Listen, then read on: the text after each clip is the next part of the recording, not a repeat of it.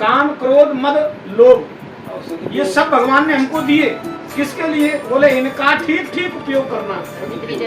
काम का उपयोग संतान उत्पत्ति के लिए, एकम बहुश्यामी, भगवान की इच्छा में हम उनके अंश हैं। हमारे पिता ने अगर कोई इच्छा करी है तो हमें अपनी पिता की इच्छा को आगे बढ़ाना, ये पुत्र का धर्म है। तो भगवान ने उसके लिए हमको काम दिया, भगवान की इस व्यवस्था को आगे बढ़ाना। लेकिन अगर वहीं तक है तो ये धर्म की श्रेणी में आता है। लेकिन अगर ये अति हो जाए इसकी तो फिर ये अधर्म और पाप की श्रेणी में आता है। तो काम, क्रोध, क्रोध भगवान ने दिया, क्रोध ही भगवान ने दिया। गीता में कह रहे हैं संतान उत्पत्ति के लिए काम भी मैं ही हूं, कोई दूसरा नहीं है। संतान उत्पत्ति के लिए जो काम है भगवान कह रहे हैं वो मैं ही हूं, कोई दूसरा नहीं है। अब काम, क्रोध, मद, लोभ। क्रोध जो दिया भगवान ने, वो क्यों दिया? वो भी हमको भगवान ने दिया है। वो इसलिए दिया है आत्मरक्षा के लिए, देह रक्षा के लिए। अगर कोई हिंसक प्राणी आप पर आक्रमण करता है तो आपको वहां क्रोध दिखाना है। क्रोध भी कहां से दिखाना है? कंठ से। कभी क्रोध हृदय से नहीं दिखाना। अगर हृदय का क्रोध आपको जलाएगा, कंठ का क्रोध अंदर तक नहीं जाएगा। अगर सीखना है तो कुछ शंकर जी से सीखो, हलाल विष कंठ तक, अंदर नहीं। अंदर तो राम विराजमान है। कोई बात अगर किसी बच्चे को कहनी भी है तो मुंह से क्रोध करो, केवल वाणी के द्वारा। उस क्रोध का मन से कोई लेना देना नहीं है। अगर मन से क्रोध कर लिया तो भी संकट पड़ेगा। तो कितना आत्मरक्षा के लिए भगवान ने क्रोध दिया। अब हम करते क्या है? आत्मरक्षा तो कोई भाड़ में, उस क्रोध से हम दूसरे की हत्या कर देते हैं। अति सर्वत्र वर्जते। काम, क्रोध और मद। मद, मद माने अहम,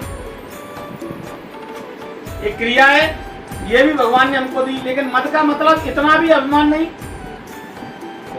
जो नुकसानदायक हो। नुकसानदायक लोभ, अगर लोभ की प्रवृत्ति भी भगवान ने हमको दी है। लोभ की प्रवृत्ति इसलिए दिया, अगर लोभ नहीं होगा तो ये गृहस्थी का जीवन चला ही नहीं पाओगे।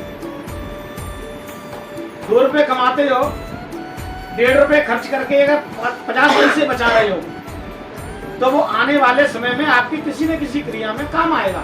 लेकिन इतने भी लोभी मत बनो कि भूखे बैठे हैं और पैसा खजाने में भरा पड़ा है। ऐसा लोग किसी दिन का नहीं है। हाँ, तो जब इनकी अति हो जाती है तो ये क्या बन जाती है? नरक के पंथ। काम, व्यभिचारी पुरुष या स्त्री नरक की ओर जा रही है।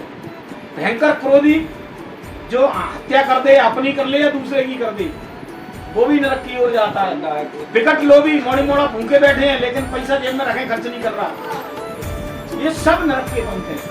सब पर है रघुवीर, कैसे कहते हैं? सब पर है रघुवीर है, भजे भजे रही संत। तो इनका संतुलन बना के रखो और भगवान का नाम लेते रहो। ईश्वर नाम से ये सब संतुलित अपने आप हो जाते हैं। अंतर मन की जो इच्छाएं हैं वो अपने आप धीरे धीरे धीरे धीरे दबने लगेंगी। इच्छाओं का दमन, इच्छाओं का दमन, ये जबरदस्ती नहीं दबती। आप सोचो मैं कोई इच्छा दबा लूं, आप जितनी दबाओगे उतनी बलवती हो जाएगी कोई इच्छा। किसी व्यक्ति से कह दो ये काम मत करना, 100% मैं दावा करता हूं फिर भी उसको बिना करे नहीं मानेगा।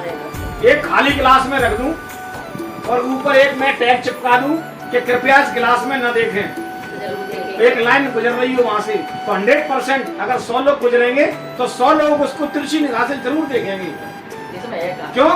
क्योंकि वो स्लोगन उनके अंदर जिज्ञासा पैदा कर रहा है, आखिर इस क्लास में ऐसा क्या है, जबकि उसमें कहीं कुछ नहीं है। तो कोई भी जिज्ञासा आप दबा नहीं सकते, वो उठेगी जरूर। ऐसी कोई भी कामना है उसको आप दबा नहीं सकते। कामना एक बार जन्म ले गई तो फिर ले ही गई वो। तो ये कामना कैसे दबेगी? बोले निरंतर भगवान का जब स्मरण करेंगे, भगवान की इच्छा से आपकी इच्छा का दमन होगा। धीरे धीरे धीरे धीरे इच्छाएं आपकी कम होने लगेंगी। इच्छाएं कम होने लगेंगी, निर्मलता बढ़ने लगेगी। अधिक इच्छाएं आपको मैला करेंगी।